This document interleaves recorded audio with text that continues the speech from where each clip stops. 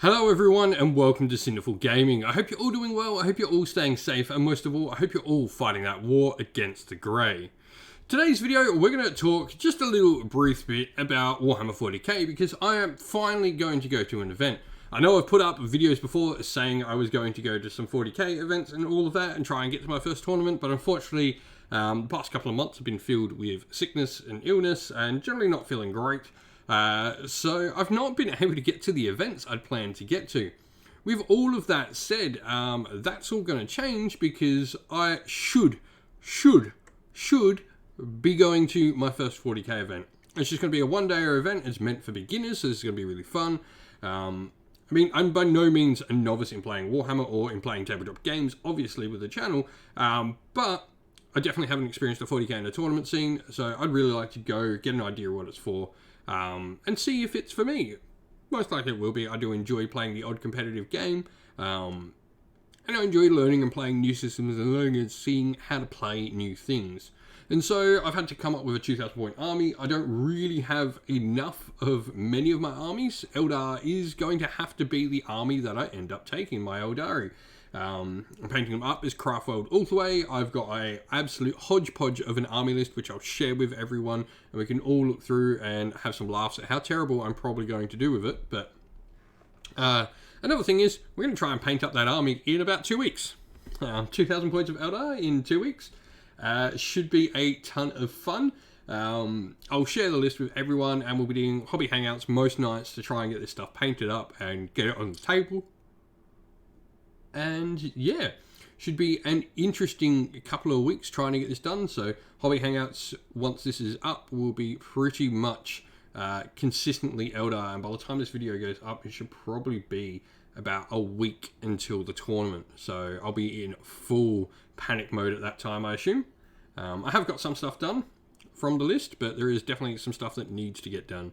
So with that all said and out of mind, let's get cracking on and let's have a look at the list I've put together for this event, and see how terrible it's going to be. And so here we have my hodgepodge of a list. I've managed to accumulate a bunch of Eldar models, and unfortunately I've had to sort of go with what I had. So there's a couple of reasons why the thing's in here. I don't have time or funds to grab anything else, so it's going to have to be what we have. We're going to play Ulthway. That's what I'm painting my army up as. I've got Eldrad Ulthrin. I'm the sort of person, if I paint my army like something, I'm going to play it as that subfaction regardless of how good that subfaction is. So painting up an Ulthway army, I'll be playing Ulthway all the time with this. There's no playing Biltan or any of that if I've not got the colour scheme. It's not how I like to do it. Now, we've gone for a battalion detachment in here. It's going to cost us 0 CP because we've got our Warlord in there. We're going to have 104 power level, which is cool. Like, playing power level games is fun, and 2,000 points. So if I ever want to play power level with mate and just throw some power level, nice and easy fun. Other than that, we are obviously Ulthway. This means we get Foresight of the Damned, which is really, really fun. I do like this. As someone just getting into 40k, and 40k is by far the most complex miniatures game I currently play. That's not to say it's hard. It definitely just has more layers to it than anything else. More bits and pieces as you start adding in individual models. It's got the depth of like models on a basis of like mini skirmish games with 10 times the models on the table. Foresight of the Damned is going to give us some cool rules. Each time a unit with this attribute is selected to shoot or fight, you can reroll 1 wound roll when resolving the unit's attacks, which is nice, especially good for like singular stuff or particular units we really want. Each time a psychic test is taken for a cycle with this attribute, if a psychic test taken for that unit this turn, add 1 to the result. Really cool. I've got plenty of psychers in the army. I'm playing Ulthway. Of course, I'm going to have some psychers. And then models with this attribute have a 6+ invulnerable save, and every time they lose a wound as a result of a mortal on a 5+, that wound is not lost. Once again, pretty cool. Some mortal wound protection. I think this is solid. Like, I've got Farseers to take advantage of that, along with some other psychers. I've got, the ability of some weapons that are going to get good use out of it. And so we've then got our Autarch. He's going to have the Autarch Jump Generator, Howling Banshee Mask, Plasma Grenades, Reaper Launcher, Starglaive, Ulthway. He's going to be a Fate Reader, and he's going to have my Warlord. So Fate Reader is the auto command trait where after you make a Strands of Fate roll, if this warlord is on the battlefield, you can choose to retain an additional dice, which is pretty cool, just getting extra dice from Strands of Fate. Eldrad, he's then going to have Guide, Doom, and Will of Ashurian, reroll hits, reroll wounds, and then make a unit able to complete actions and still shoot, which is really, really cool. We're then also going to have a Farseer who's got Fateful Divergence, Fortune, and Impair Senses.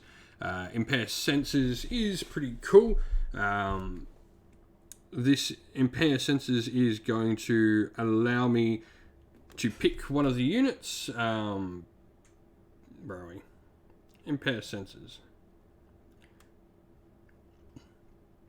That's going to, until next cycle phase, the enemy unit cannot be affected by aura abilities. Yeah, so you can turn off a unit's abilities. He's also going to have Fortune, which is giving a save, and then he's going to have Faithful Divergence, which can give me some extra command points, because as someone new, extra command points can always be helpful.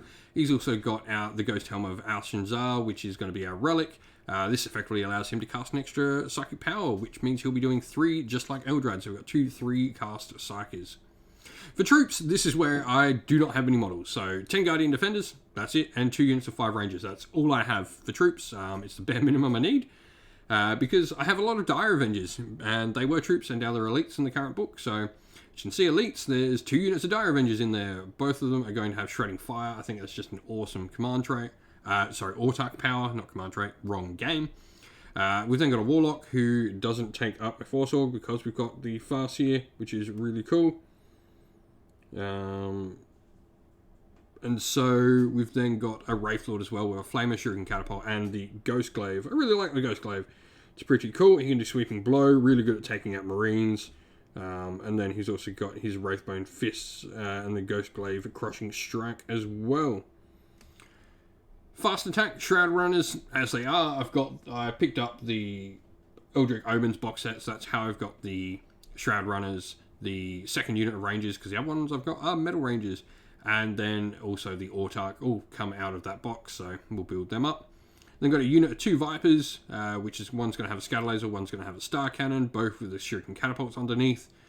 I've then got Warp Spiders. This is why we've got the Autarch Jump Generator. I just think it, narratively, it's going to go really nice into there. 2 Death Spinners, Power Blades, and Web of Deceit, which is pretty cool. Web of Deceit is an Autarch ability that's going to allow him once per battle. I can effectively flip the unit somewhere else on the table. We've then got a Hemlock Wraith Fighter in there with Protect Jinx, mainly for keeping yourself alive. Protect Jinx, I'm iffy on that. Should it be maybe the Conceal Reveal? And then 2 Wave Serpents, both with Star Engines. One with a Twin Bright Lance, one with Twin Star Cannon, and the one with the Bright Lance also has a Shuriken Cannon. But this is the list we're going to have to take. We're going to have to paint most of it up. I've got Eldrad done. I've got my Guardian Defenders and the Wraithlord mostly done. The Dire Avengers are pretty much done. And the Farseer is on its way. I haven't actually yet built the Eldritch Omens box set, so we've got to build that. That'll probably be the first step to get built. Get that all nice and built, and then, yeah, we'll be trying to get this all nice and painted up to a decent standard for the event. That is everything we're going to do. If you're an Eldar player, let us know what you think. I look forward to playing some more Eldar on the channel. More 40k stuff hitting up the channel will be awesome. This is a great way to meet more members of the community, to get more people to come on and play some 40k on the channel with me. So if you are wanting some more 40k content on the channel, leave a comment down below. Let us know what you think. And also don't forget to go watch the 40k battle reports we have up already. And so that is the end of the video. We hope you enjoyed it. If you did, please don't forget to leave a like and subscribe to the channel, and drop us a comment. Let us know what you thought about the video. If you'd like to come chat more with me and other members of our fine little community here at Sinful Gaming, you can come and join our Discord server, which is linked down in the video's description. Lastly, if you'd like to help support the channel, you can do so either by supporting us on Patreon or YouTube members, both of which are linked down in the video's description, or you can indeed go grab some merch on our Ko-fi store. We've got some cool Sinful Gaming dice, which you'll see used on the channel, down for sale in there.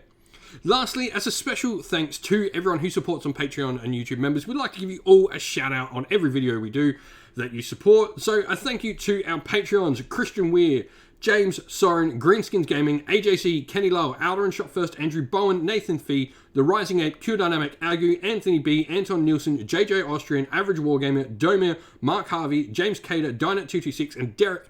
And a shout out to our YouTube members, and a massive thank you as well to Green Roots Gaming, Kenton Young, Chris Wallace, Ronya, Villy, Lockloric, The Johnny84, David Ellsworth, Revenar, Wolfric Nick, Broken Chef, Ariana Edwards, Sean Scott, and Pink Nico Fire. Lastly, a massive thanks to Lady Witchfox Art, who does all the amazing artwork for the channel, and to Xmorphic, who has done amazing work in setting up our Discord server and doing amazing work over there. Thank you all for watching once again. Stay safe, everyone, stay well, and most of all, keep fighting that war against the grey. Ciao for now.